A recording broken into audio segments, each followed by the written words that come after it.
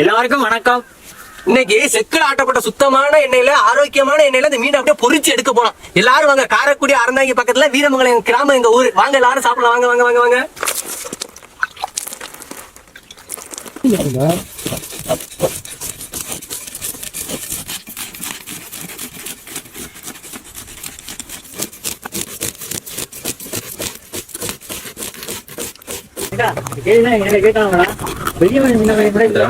உங்களை சின்ன பயிலுக மாதிரியே நினைக்கிறாங்க.